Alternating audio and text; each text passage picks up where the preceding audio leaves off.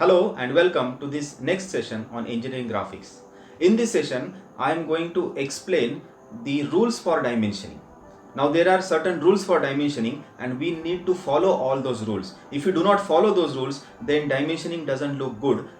You can go to the description below to see all related videos. In last session, we studied the aligned method and unidirectional method. Now there are certain rules. Apart from this, the way we place dimension in aligned method and in unidirectional method, there are certain rules which we must follow during dimensioning.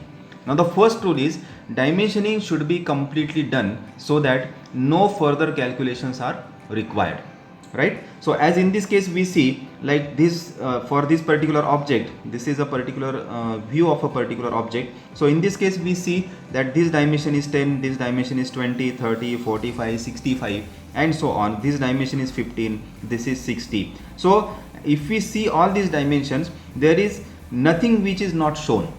Like in this case, if I want to say what is the length of this part, I can easily calculate this by 65 minus 45. That means this length is 20 millimeter. So dimensioning should be completely done. If I want to know what is the depth of this particular part, it is clearly shown here as 15. Then the height of this particular part is clearly shown as 60. So like this, dimensioning should be completely done. This is the first rule. Then the next rule is dimensioning should not be repeated. Like in this case, if I say the dimension 10 is shown here, and if I again show something here as say 10 millimeter, then as we see here, this is 20. That means 20 minus 10 means this dimension is 10, which I can easily make out. So no need to show this dimension again. So such repetition of the dimensions should be avoided. Now next rule is smaller dimension should be placed nearer to the object and larger dimension should be placed further away from the object. So as we see here, the smallest dimension in this case is 10 millimeters. So 10 millimeter is placed nearest to the object. Then I can say 20 is placed, then 30 is placed, 45 is placed.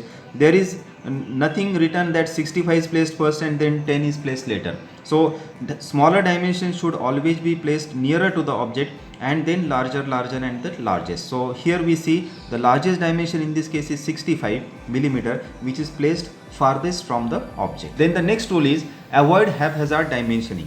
Haphazard dimensioning should be avoided. What is the meaning of this? Like I have shown 10 here, then 20 here, then again 10 here, then 30 here, then 45, like somewhere in between. So such haphazard dimensioning should be avoided. So that is because this looks good also, and we can easily calculate if any dimension is not shown in the drawing. Next is avoid using outline of the object for dimensioning.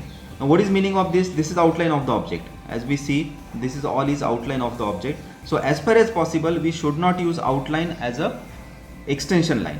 I mean to say, if I use or write something here, say something here like this dimension is 20 millimeter, then this should be avoided. There is another rule for this, that dimensioning should not be done inside the object as far as possible.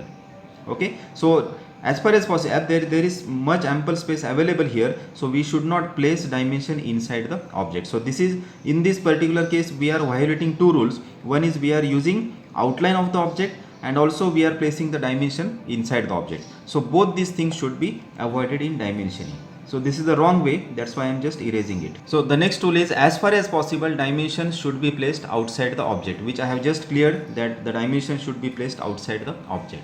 I hope you understood these different rules of dimensioning. Using all these rules, we can dimension our sheets later on when we will be solving the problems on orthographic, isometric, then on sections of solids, then projections of solids. So we have to use all these methods for dimensioning of the objects. Thank you very much for your patience.